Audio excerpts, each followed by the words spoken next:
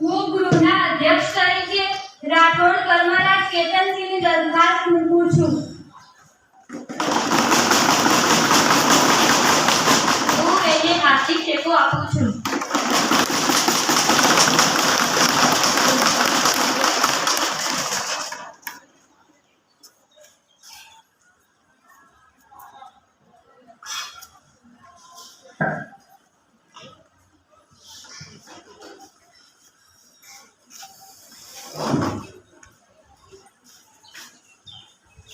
હું કર્મરાજ રાઠોડ ઈશ્વરના નામે શપથ લઉં છું કે હું મારી કામગીરી નિષ્ઠાપૂર્વક કરીશ. જૂના તમામ પક્ષો મારા માટે સમાન રહેશે. જય હિન્દ, જય જય ગરવી ગુજરાત.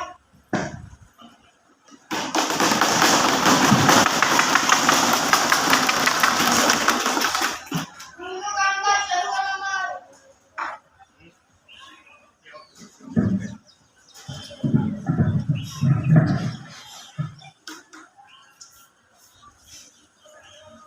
ગૃહનું કામકાજ શરૂ કરવામાં આવે.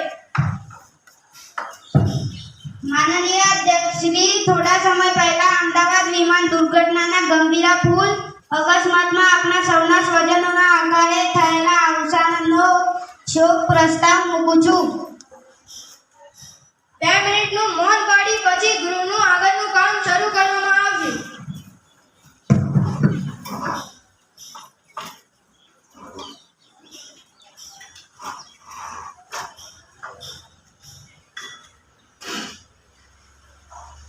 ઓમ શાંતિ શાંતિ શાંતિ.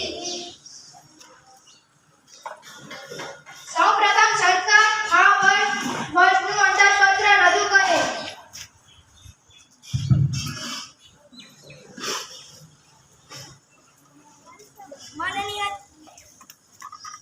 માનનીય અધ્યક્ષ શ્રી, ચાલુ વર્ષ કુલ 53,000 કરોડની ગ્રાન્ટ ફાળવવામાં આવી છે, જેમાં આરોગ્ય, શિક્ષણ, મહેસૂલ, વાહન વ્યવહાર, સંરક્ષણ જેવા તમામ ખાતાઓને જરૂરિયાત મુજબની ફાળવણીની સૂચના નાણાં સચિવને આપવામાં આવી છે.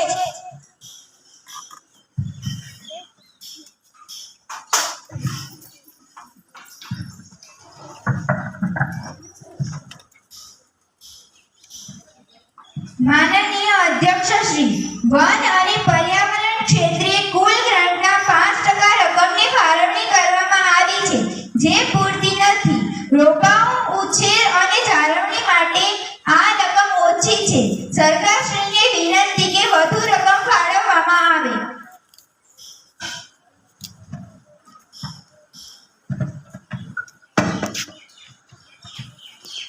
માનનીય અધ્યક્ષ શ્રી, ગૃહને જણાવી દઉં કે જંગલો આપણને અનેક રીતે ઉપયોગી છે.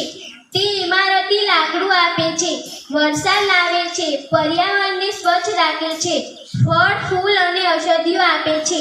વન મંત્રી આ જાણતા નથી, માટે દિવસે ને દિવસે જંગલો ઘટી રહ્યા છે. દર વર્ષે રોપાઓ તો હજારોની સંખ્યામાં ઉગાડવામાં આવે છે, પરંતુ બીજા વર્ષે આમાંથી કેટલા રોપાઓ જીવિત રહે છે એનો આંકડો છે એમની જોડે? માનનીય અધ્યક્ષ શ્રી, દર વર્ષે જંગલોમાં દાવાનળ ફાટી નીકળે છે, એમાં બહુ મોટું નુકસાન થાય છે. એના માટે કોઈ આધુનિક ટેકનોલોજીનો ઉપયોગ કરવો જોઈએ. એનું કોઈ આયોજન છે કે કેમ?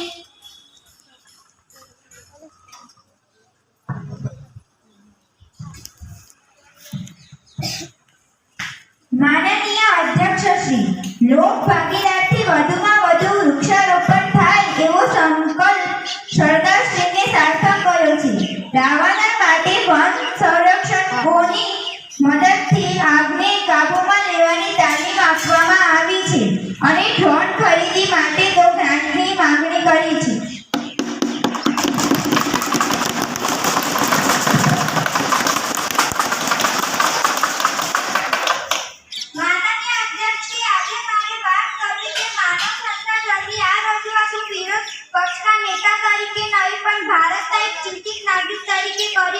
આશા છે કે સરકાર આના વિશે ગંભીરતાથી વિચારશે. માનનીય અધ્યક્ષ શ્રી, સમગ્ર દેશ અને રાજ્યમાં જીવલેણ રોગોની દર્દીઓની સંખ્યા પ્રતિદિન વધતી જાય છે. કેન્સરનું એક ઉદાહરણ લઈએ તો કેન્સર રિસર્ચ સોસાયટીના આંકડા જણાવે છે કે ગત વર્ષ લગભગ 10,000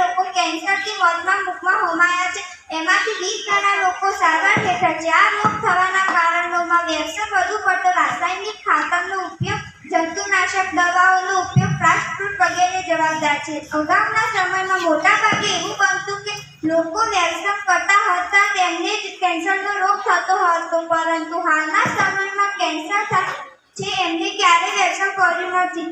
ચોંકાવનારું એવું તારણ સામે આવ્યું છે કે ખાદ્ય પદાર્થોમાં થતી ભેળસેળ, જંતુનાશક દવાઓ, રાસાયણિક ખાતરથી કેન્સરનો રોગ વકર્યો છે. માનનીય અધ્યક્ષ, ખેડૂત હોય કે વેપારી, સારો નફો કમાવાની લાલચમાં માનવ સંસાધનને નુકસાન પહોંચાડે તે કેટલે અંશે વ્યાજબી છે?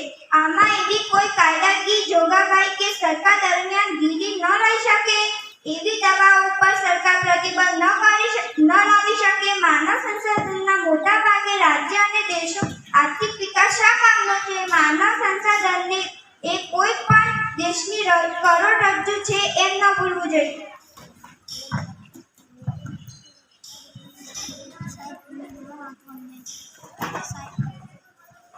માનનીય અધ્યક્ષશ્રી, સરકારે આર્થિક ઉદારીકરણની નીતિ અપનાવેલી છે. ઉદ્યોગો પણ આર્થિક વિકાસમાં મહત્વના છે.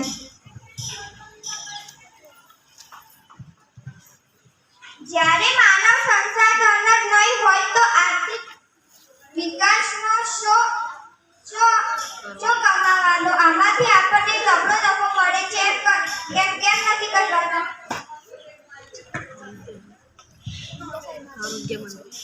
માનનીય અધ્યક્ષશ્રી, ધારાસભ્યશ્રી ખોટા આક્ષેપો કરી રહ્યા છે.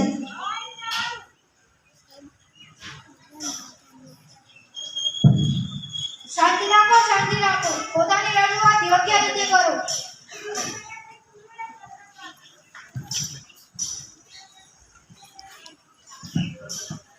માનનીય અધ્યક્ષશ્રી, સરકારશ્રીએ પ્રવાસન ઉદ્યોગને પ્રોત્સાહન આપ્યું છે તે સારી બાબત છે, પણ કેટલાક પૌરાણિક સ્થાપત્ય ખનન પ્રવૃત્તિઓના કારણે જોખમમાં છે.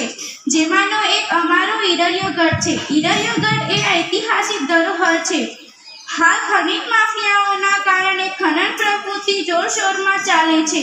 ગઢના પાછળના ભાગે માઇન્સ ખોદકામના કારણે ગમે ત્યારે ગઢ ધરાશાયી થાય તેમ છે. મારે સરકારને નમ્ર વિનંતી કે આ ખોદકામ બંધ કરાવે.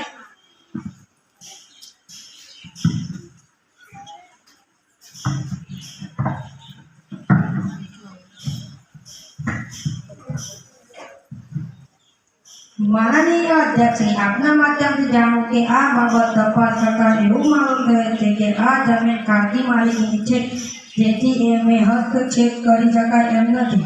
તથા આ બાબતે નામદાર કોર્ટ પિટિશન દાખલ થયેલ છે. સરકારની નામદાર કોર્ટમાં ચુકાદાર આદિ કામગીરી કરશે, જેની હું ખાતરી આપું છું.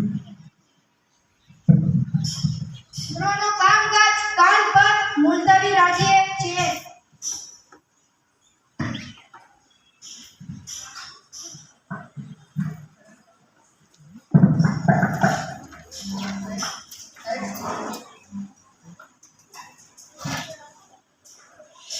જનગણમન અધિનાયક જય હે ભારત ભાગ્ય વિધાતા.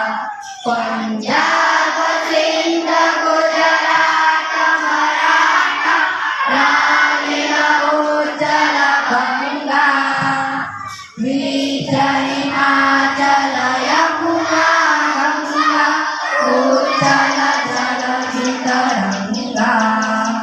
તવ શુભ નામે જાગે, તવ શુભ આશીષ માગે, ગાયે તવ જય